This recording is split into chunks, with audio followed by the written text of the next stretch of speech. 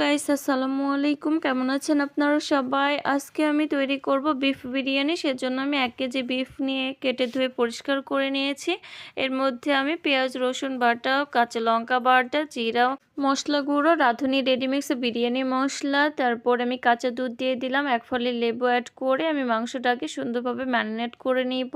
এরপর আমি 1 কাপ পরিমাণ সয়াবিন তেল অ্যাড করে দিলাম। এখন আরেকটু মাখিয়ে নিয়ে আমি মাংসটা প্রেসার কুকারে দিয়ে দিব দ্রুত সিদ্ধ হওয়ার জন্য। এই তো দেখুন আমার মাংস রান্না হয়ে গিয়েছে। এরপরে আমি একটি প্যানের মধ্যে 1 কাপ পরিমাণ সয়াবিন তেল অ্যাড করে দিলাম। এখন আমি পেঁয়াজ বেরেস্তা করে নেব। এরপর আরও কিছুটা তেল অ্যাড করে আমি পেঁয়াজ ও কাঁচা লঙ্কা দিয়ে দিলাম 2টো। এর মধ্যে আমি পানি ঝরানো পোলাও চাল দিয়ে দিলাম 3 পট।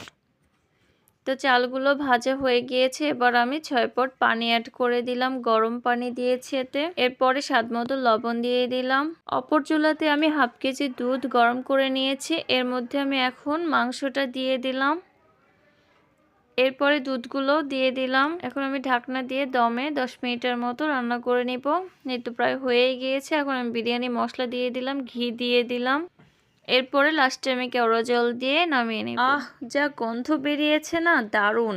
এখন একটু পেঁয়াজ বেরেস্তা দিয়ে সাজিয়ে নিলেই রেডি হয়ে গেল আমার দারুণ tasty tasty yummy beef biryani. তো আপনারা যারা বিরিয়ানি পছন্দ করেন কিন্তু বিরিয়ানি পারফেক্ট ভাবে রান্না করতে পারেন না, তাদের জন্য আমার আজকের এই রেসিপি ভালো লাগলে সাথেই থাকবেন। আল্লাহ হাফেজ।